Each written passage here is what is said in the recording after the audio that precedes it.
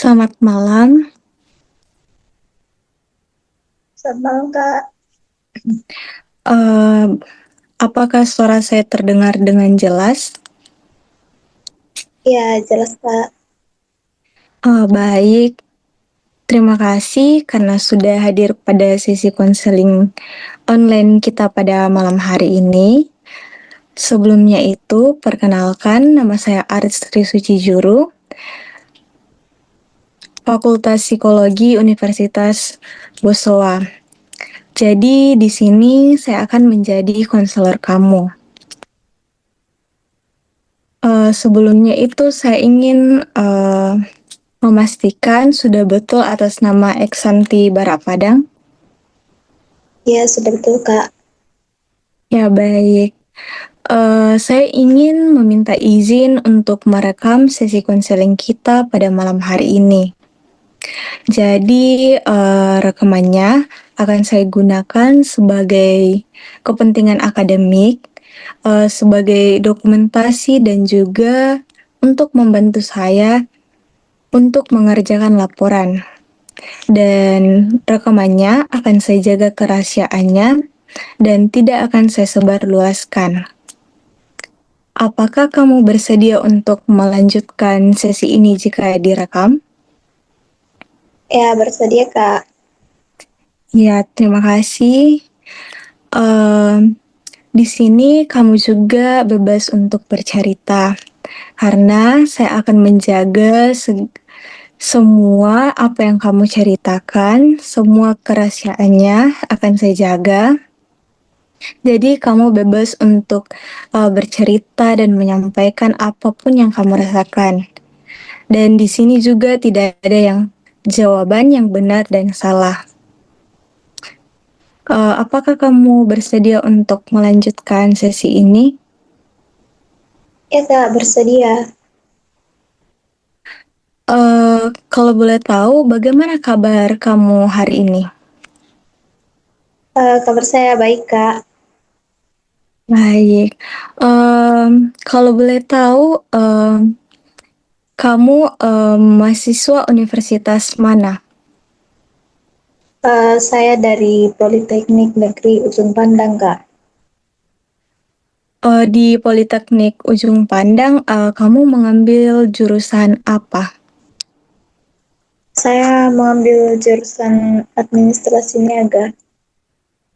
Administrasi Niaga. Apakah kamu mengikuti sebuah organisasi dalam kampus? Iya, kebetulan saya mengikuti beberapa organisasi. Kalau boleh tahu, apa aktivitas kamu beberapa waktu ini? Aktivitas saya beberapa waktu ini sedang mengikuti kepanitiaan, salah satu kepanitiaan dalam himpunan jurusan saya. Mengikuti kepanitiaan. Eh, kalau boleh tahu, apa yang membuat kamu mengikuti sesi konseling hari ini? Eh, Mungkin saya pikir saya sudah cukup lama buat kepikiran ingin bercerita tentang eh, masalah saya.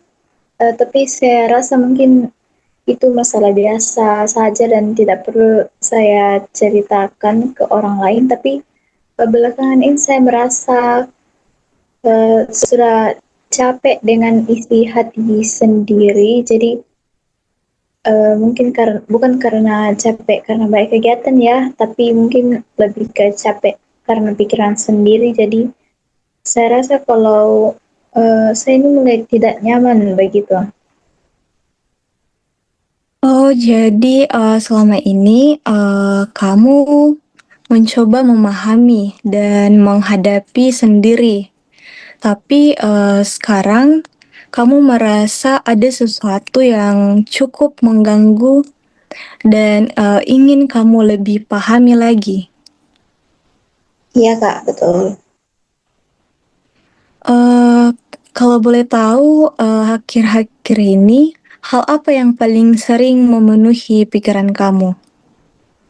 Belakangan ini hal yang paling sering saya pikirkan itu soal terutama paling pertama itu kuliah, terus nilainya dan bagaimana masa depan saya. Terus saya merasa saya itu harus dalam melakukan sesuatu itu harus berhasil terus dan saya itu takut kalau nanti hasil saya itu tidak sesuai dengan apa yang saya inginkan dan bisa mengecewakan orang tua saya. Eee, Ketika kamu mengatakan, takut mengecewakan orang tua, boleh diceritakan lebih lanjut, maksudnya itu seperti apa? Ya, maksudnya itu seperti karena orang tua saya ini sudah banyak berusaha buat saya, mereka selalu dukung pendidikan saya dan sebenarnya mereka tidak pernah menuntut secara langsung, tapi entah kenapa itu saya merasa kalau saya itu harus membalas semua itu dengan hasil yang bagus ya. Dan kalau hasil saya biasa saja, saya biasanya langsung merasa bersalah. Jadi, ada rasa menghargai perjuangan orang tua, tapi, lama-lama itu menjadi sebuah aturan dalam diri kamu untuk harus terus, berhasil. Iya Kak, betul. Kalau kamu ingat, sejak kapan perasaan seperti itu mulai terasa? Saya rasa itu sudah cukup lama ya, tapi semakin terasa sejak saya kuliah karena saya jadi sering melihat hasil orang lain itu dan mulai membandingkan diri saya sendiri. Kalau ada yang lebih bagus, saya langsung merasa saya ini tertinggal gitu. Kalau sedang merasa tertinggal, biasanya apa yang kamu katakan kepada diri sendiri? Mungkin yang saya katakan ke diri saya sendiri itu bahwa saya itu harus lebih giat, saya itu tidak bisa. Kalau saya tidak berhasil bukan berarti saya kurang ya, gitu. Ketika, kalimat itu muncul, apa yang biasanya, terjadi? Eh, Ketika kalimat itu muncul, saya jadi semangat untuk belajar terus. Kalau istirahat, saya mungkin merasa bersalah ya. Kalau hasilnya belum sesuai, saya pasti kepikiran terus. Jadi, niat kamu pada awalnya itu ingin terus berkembang, tapi, akhirnya kamu seperti memberikan sebuah tekanan kepada diri kamu terus-menerus. Iya Kak, mungkin saya mulai merasa capek ya. Kalau boleh kamu, menggambarkan dengan satu kalimat, kalimat apa yang paling sering muncul di kepala kamu? Mungkin satu kalimat yang sering muncul di kepala saya itu, kalau saya gagal berarti saya anak yang mengecewakan.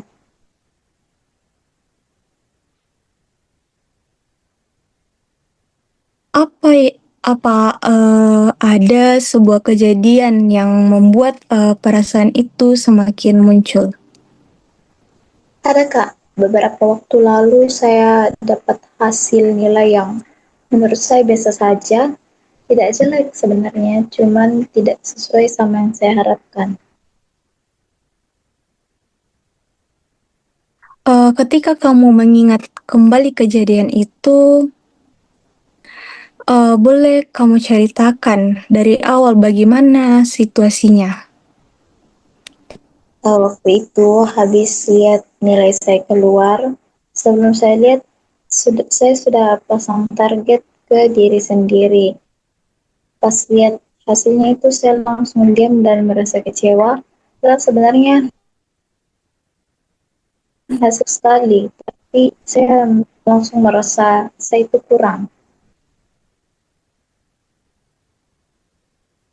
Ketika kamu pertama kali melihat hasil itu, apa yang langsung muncul di pikiran kamu? Mungkin yang muncul di pikiran saya itu, saya bukan sedih dulu, tapi saya kecewa sama diri saya sendiri. Saya langsung mikir, kenapa cuman segini? Saya mulai mempertanyakan apakah saya kurang berusaha. Waktu itu, kamu sedang sendiri atau sedang bersama dengan teman-teman yang lain? Pada saat itu saya melihat sendiri dulu, lalu setelah itu saya bertanya ke teman saya dan mulai lihat hasil teman-teman yang lain. Lalu apa yang kamu lakukan setelah melihat hasil dari teman-teman kamu itu?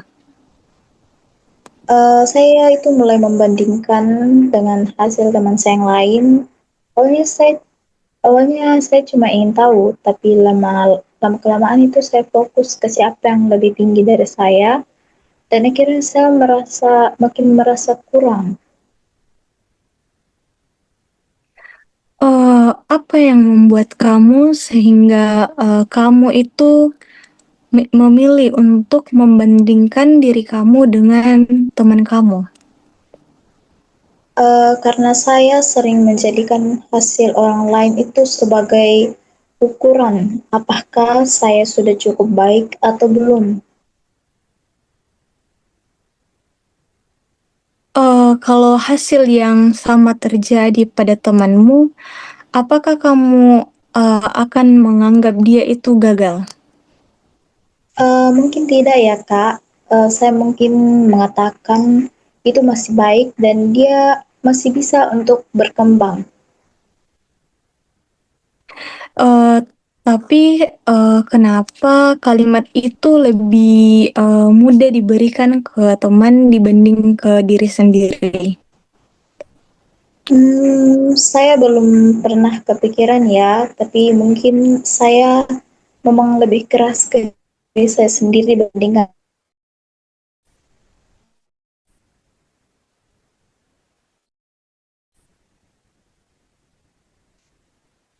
Eee, jadi ini terjadi bukan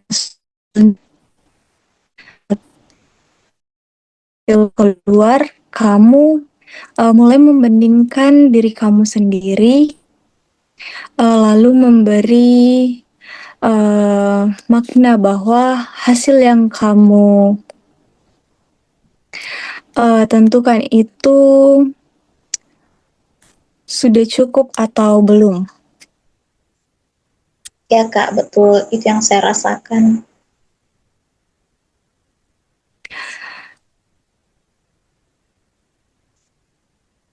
Kan tadi, kamu sempat mengatakan bahwa setelah melihat hasil, itu kamu belum cukup. Setelah paling sering kamu katakan ke diri sendiri? Setelah kejadian itu mungkin saya mengatakan ke diri sendiri bahwa saya ini harus bisa lebih baik. Saya tidak berarti belum dapat hasil yang sesuai. Saya merasa saya belum layak merasa puas. Saya seperti merasa kalau saya ini santai sedikit, nanti saya bisa tertinggal.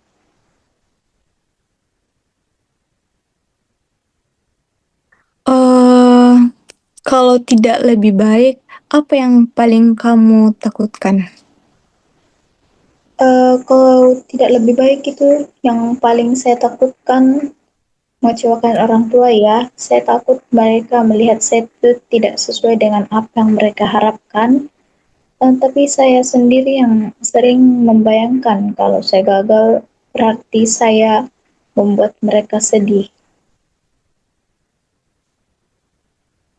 Kalau menurut kamu, Mengecewakan orang tua itu apa artinya? Kalau menurut saya, mengecewakan orang tua itu seperti saya tidak berhasil membalas apa yang mereka lakukan, karena saya tahu mereka sudah banyak berusaha buat saya.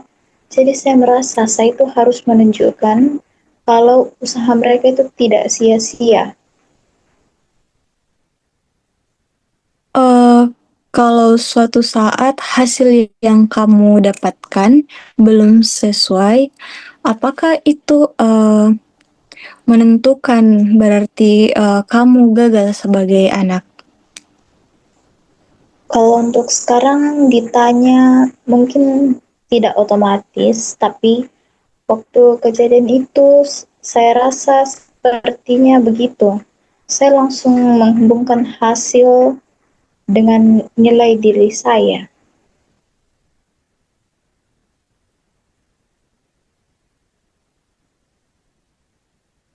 eh Kalimat saya harus selalu berhasil dan itu lebih terasa sebagai harapan atau itu sebagai tuntutan pada diri kamu?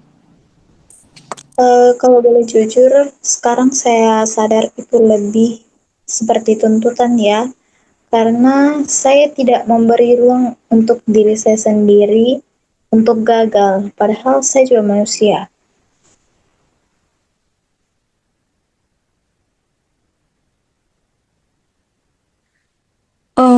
Ketika kamu mempercayai pikiran-pikiran itu, apa yang berubah dalam keseharian kamu? Mungkin dalam keseharian saya itu saya jadi lebih tegang, saya jadi sulit menikmati proses saya. Belajar bukan karena ingin paham, tapi karena takut hasilnya tidak sesuai. Dan kalau lagi istirahat itu, saya malah merasa bersalah.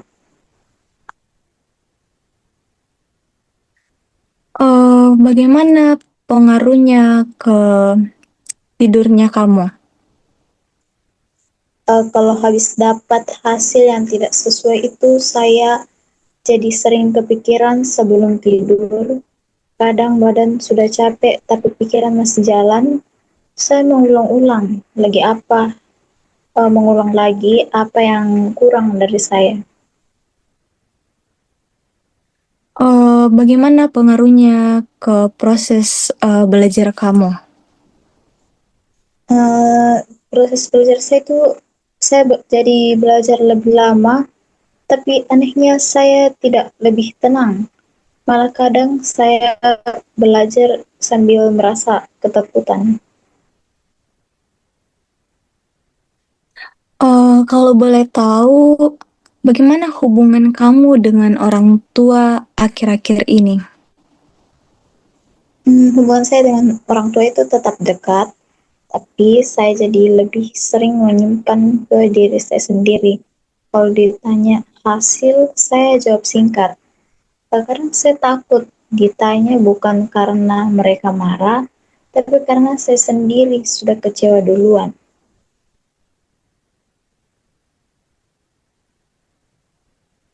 Kalau kamu sedang merasa gagal, bagaimana cara kamu memperlakukan diri kamu sendiri? Saya tuh lebih keras ke diri sendiri. Saya jarang mengakui usaha saya dan saya tuh lebih sering fokus ke apa yang kurang dari saya. Kalau kondisi seperti ini terus berjalan, untuk beberapa bulan ke depan, menurut kamu apa yang mungkin akan terjadi? Mungkin saya takut saya ini makin capek. Saya itu takut semangat dan semua yang saya lakukan cuman karena takut gagal.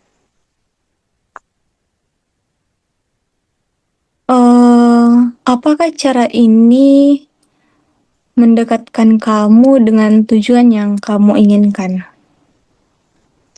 Awalnya saya pikir iya, tapi sekarang saya merasa malah semakin terbebani. Jadi niat awalnya kamu itu ingin berkembang dan membuat orang tua kamu bangga. Tapi karena cara penuh dengan tekanan, akhirnya kamu tetap berjalan tetapi kehilangan rasa tenang di setiap proses belajar kamu. Betul Kak, mungkin itu yang saya rasakan sekarang.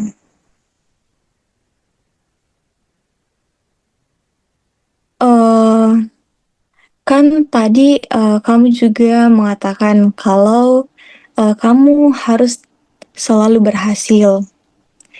Menurutnya kamu itu di mana ada tertulis bahwa seseorang itu harus selalu berhasil? Kalau dipikir-pikir, sebenarnya tidak tidak ada juga ya.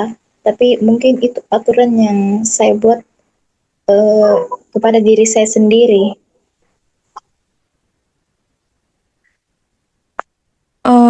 Apakah ada manusia yang selalu berhasil dalam setiap hal yang dia lakukan?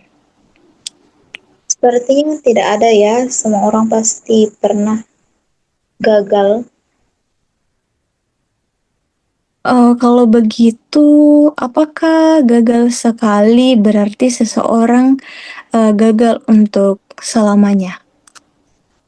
Sebenarnya tidak juga. Kalau gagal sekali ya berarti gagal di satu hal saja. Tidak semua hal.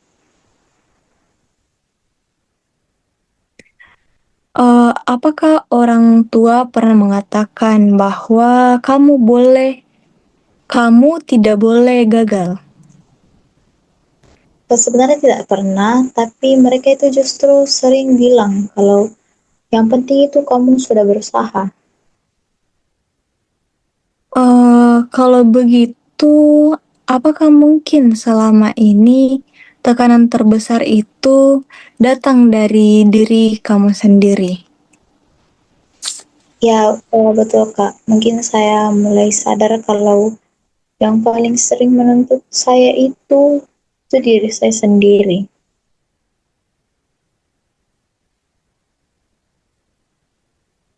Jadi, sebenarnya kedua orang tua kamu itu memberikan dukungan, tapi di dalam pikiran kamu itu dukungan itu malah berubah menjadi sebuah tuntutan untuk harus selalu dipenuhi.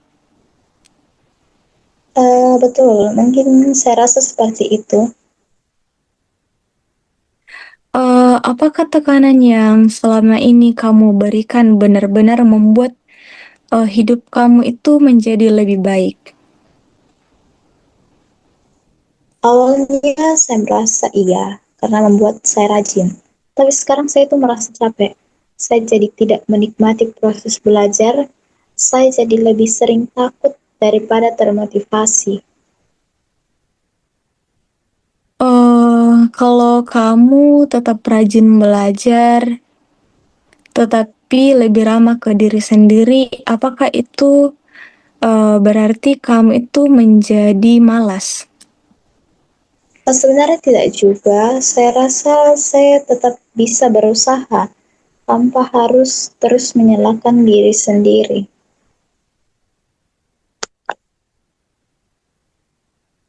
Jadi mana yang lebih masuk saya harus selalu berhasil atau saya ingin berhasil dan akan berusaha semaksimal mungkin? Mungkin keduanya ya Kak, karena lebih realitas saja dan lebih manusiawi.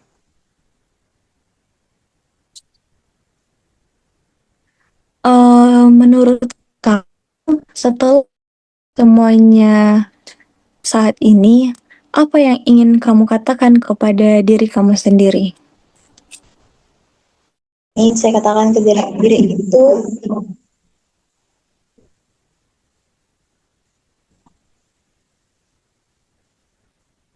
yang ingin saya katakan ke diri saya sendiri itu, Saya ingin berhasil dan akan berusaha semaksimal mungkin, tapi saya tidak harus selalu berhasil untuk menjadi orang yang berharga.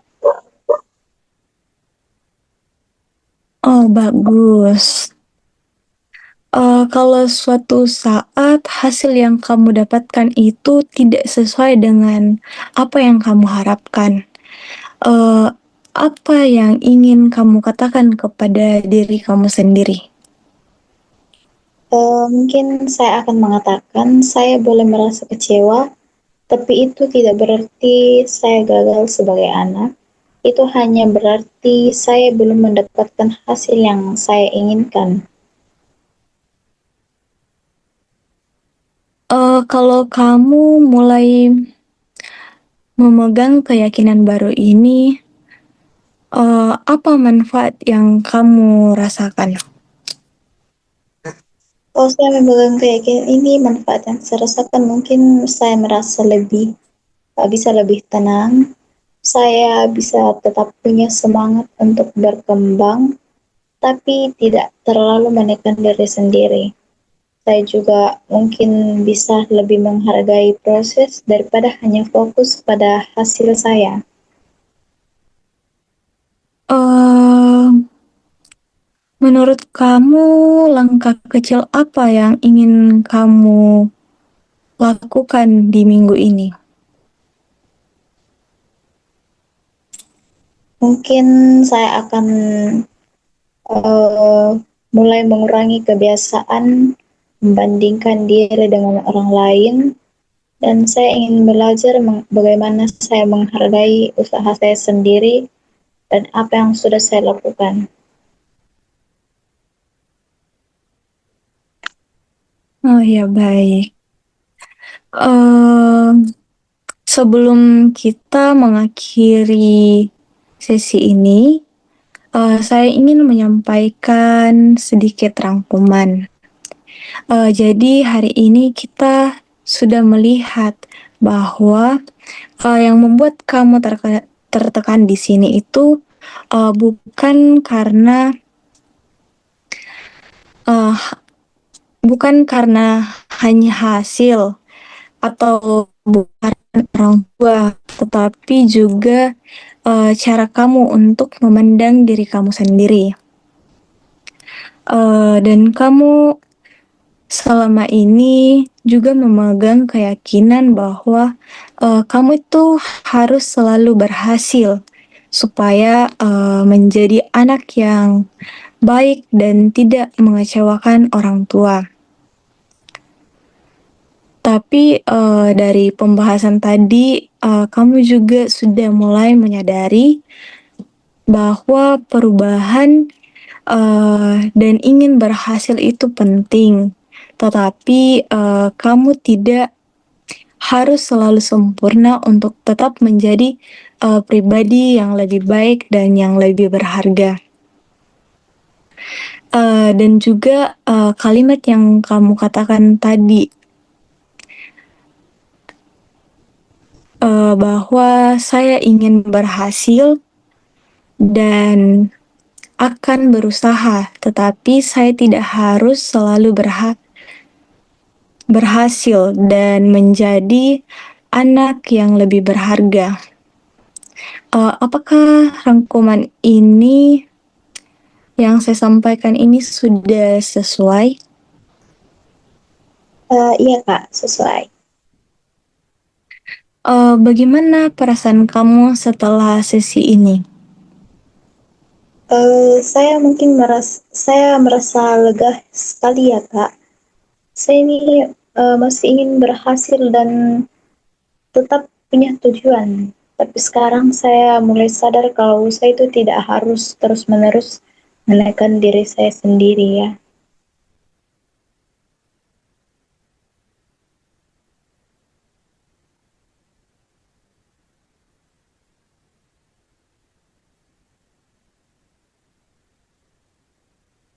Ya, baik.